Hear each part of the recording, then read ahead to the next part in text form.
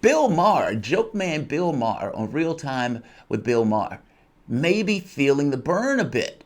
It looks like Bill Maher might be feeling the burn. No, he hasn't endorsed anyone or anything like that. It's more so the way the conversations take place on Bill Maher's show. As you know, Bill Maher has somewhat of an adversarial show. The people talk all sorts of subjects. And Bill Maher has never necessarily been shy in putting out a particular political opinion. Well, in this particular case, Bill Maher goes directly at pundits. One of his guests makes the argument that, look, a transformation needs to take place in the Democratic Party. Basically, my argument that you need to re-ensoul the Democratic Party. You have all of these whites, blacks, Asians, Hispanics standing outside of the Democratic Party window, trying to get in, trying to get back into the organs that supposedly, at the very least philosophically, based on, at the very least from the standpoint of FDR, represent the poor and the middle class. The party has not done that in a very, very long time. Bernie Sanders, regardless of what he calls himself, is just pushing New Deal politics. That's all this is. And because this is so antithetical to what the Democratic Party has become, they're shocked and horrified by it and consider it to be this kind of existential threat. The things that they're saying, though, are so unhinged. Bloomberg, back in 2016, argued that Sanders would have ran away with it, meaning would have beat the stuffing out of Trump. Now, Bloomberg is in the race knowing that Sanders would beat the stuffing out of Trump, is willing to spend ungodly sums of cash to make sure that doesn't happen. Meaning the issue with Bloomberg, he is in this race specifically to stop Sanders, not because he thinks he'll lose, but because he thinks he would win. Because he thinks he would win. A lot of TV pundits, all of these millionaires, Sanders does not speak to their concerns in the case because he's trying to speak to the overwhelming majority of the population that are poor and workers and have gotten the shit end of the stick for the last 50 years. That's his audience. That's who he's pushing for. So a media who, for the most part, has their needs met, looks at what he's talking about. That's not the thing that they necessarily want to talk about. They don't want to deal with the economic issues because their economic concerns are already met. They are paid by billionaires to effectively put various narratives and points of view out into the public, most of which don't deal with the materialistic concerns. Meaning the fact that you have people, human beings, sleeping out on the streets, that looks like that would be a major fucking concern if we care about life in the way we say we care about life. Instead, you get this palace intrigue of a conspiracy theory for 3 years that they never shut up about. Bill Maher goes directly at the pundits who supposedly know. The pundits who told them that Hillary Clinton was a lock and got it wrong, that Trump was going to be perp walked and got it wrong, that Trump was working with the Russians and got it wrong. All of these pundits who supposedly give these kind of God perspective proclamations and get it wrong. What, Jason Johnson, whatever his name is, the one that's supposedly a professor that keeps getting it wrong, that attacked Nina Turner and the two women on the Sanders camp. He gets it wrong constantly, and he stays on his perch. He stays on his perch. But let's take a look at Bill Maher, and we can do it on the flip side. Bill Maher sounds like, to some degree, at least some kernel of him is feeling the burn. Welcome to the Soapbox.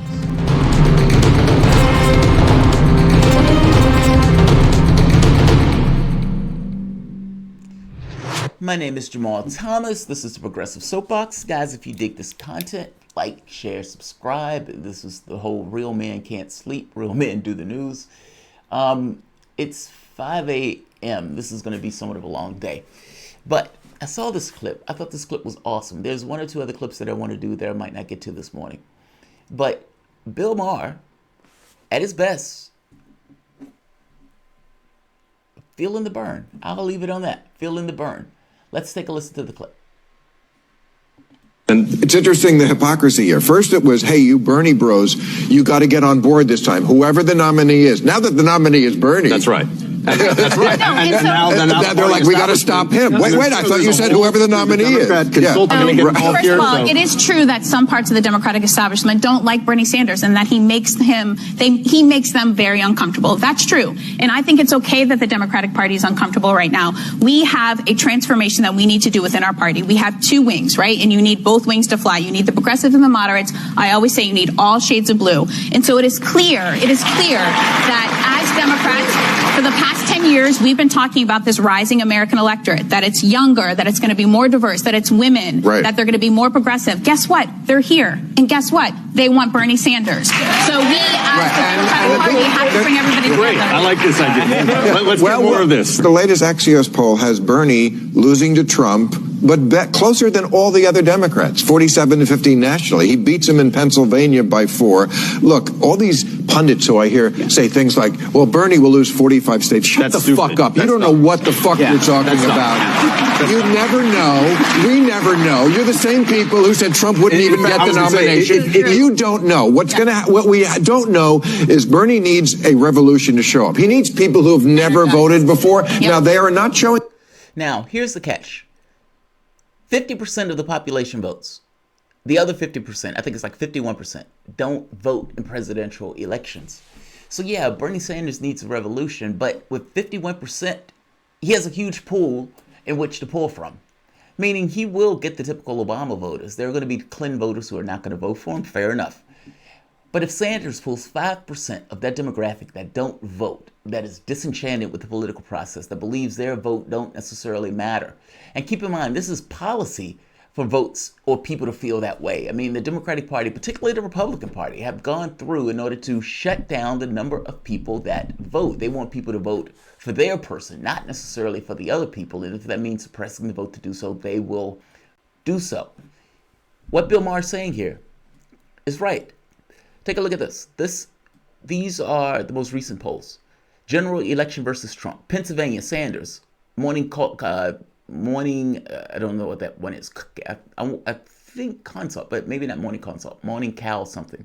Morning call or morning caller. Sanders, +3 in Pennsylvania. Sanders, Marquette poll, +2 in Wisconsin. The rest of the field is either tied or losing to Trump in these swing states. National poll, Sanders, +13. Fox News, that's a Fox News poll, conservative poll, +13.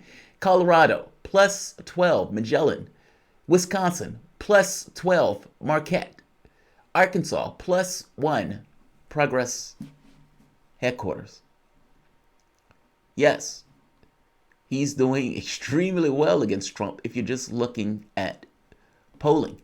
If you look at the other polling, I mean, take a view of this. California, Sanders, 33%. The next closest person is 14%, Warren. Texas, 29%. The next closest person is Biden. He's running away with it in these various areas. Fox News poll, who do you think can beat Trump? 60% or 65%.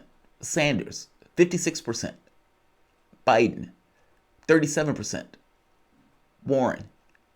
And then when you get into the different demographics, he takes them all.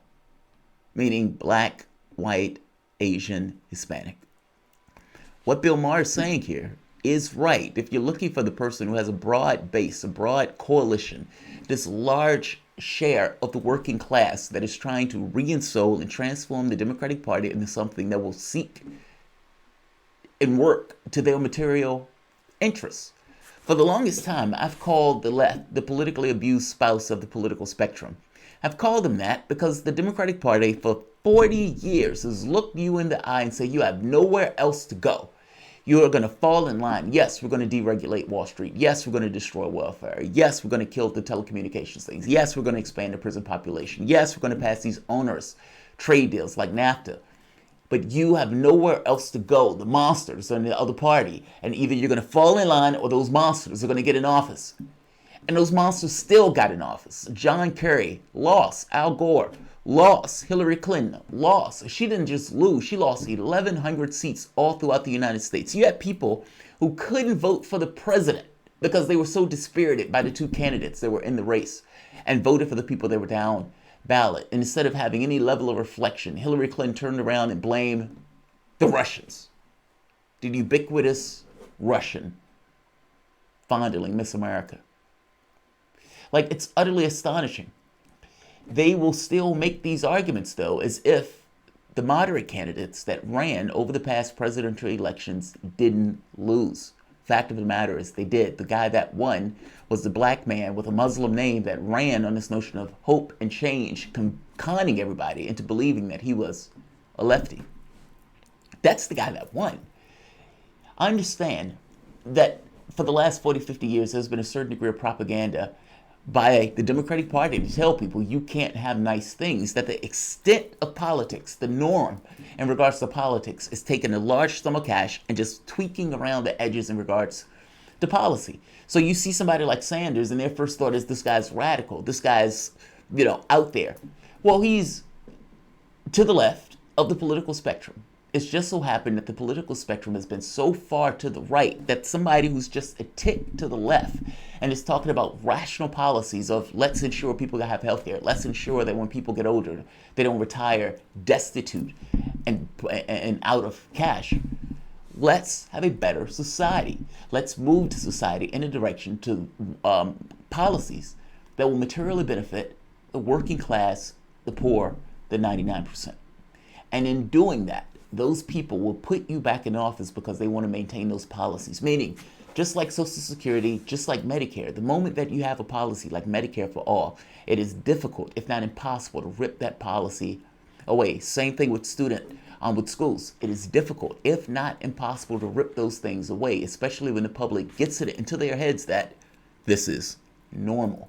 That's why Republicans fight so hard against things like the Affordable Care Act, because they know once it's established as this is normal within the context of our society, it is difficult, if not impossible, to rip those things away. I'll leave it here. I just wanted to give Bill Maher a shout out.